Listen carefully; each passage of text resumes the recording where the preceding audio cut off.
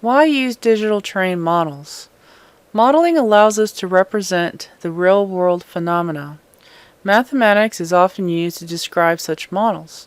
Once a terrain is modeled, it becomes easier to develop what-if scenarios and run simulations, analyze, and make better informed decisions.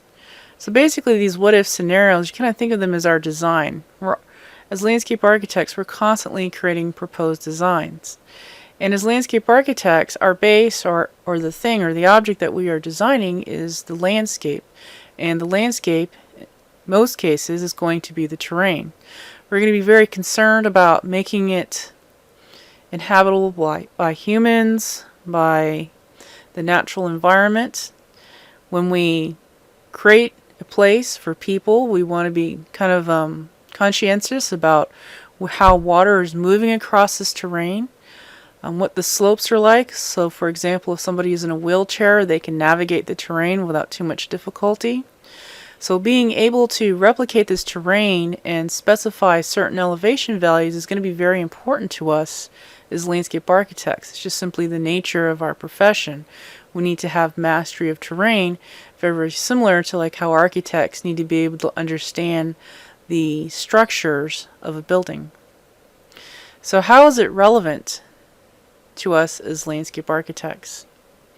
So the design profession is concerned with design, planning, management, and stewardship of the land. So again, we're going to be very concerned about making sure that humans can coexist with the natural environment and that water can be used as an asset and not seen as a liability, as it will run across our terrain to certain places, and we have control over that as landscape architects, especially when we are grading. So the nature of our profession also places us in an influential position at the table. We're not exactly what you would call civil engineers, but we're also not just artists, so we just don't create art that's not buildable. And because we have so much awareness of everything, we have a little bit of engineering. We're not exactly engineers, but we have a little bit of engineering knowledge. We can't exactly sign off on engineering drawings, but we know how to grade. We are conscientious about earthwork and about road alignment and all these different things that we learn throughout our profession, that when we are sitting at a table with an engineer, we can speak the language. So this is why landscape architects often work closely with civil engineers, because basically our work is very close or very similar to what they do. Landscape architects can also be seen working with earth science disciplines such as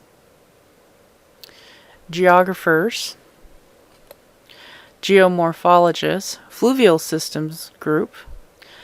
You can see both landscape architects and geographers using GIS to analyze drainage, develop hazard maps such as FEMA flood maps, and other types of maps describing the Earth's surface. Planning and resource management is an important part of our profession, not only as landscape architects, but also as planners.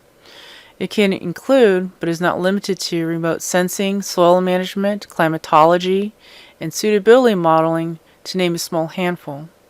There are many more disciplines a landscape architect will likely find themselves working with. All of the above require some kind of working base or digital terrain model in order to develop the kind of solutions that is needed to solve a particular design problem. So just to summarize, we do planning and resource management. We work with geographers. We're constantly working with hydrology. In case you didn't know, water is the second most used material on Earth, or the first most used material on Earth, I'm sorry. Concrete is the second most used material on Earth. So you can imagine how water is so important to our profession. There's climatology, and then we have soil management.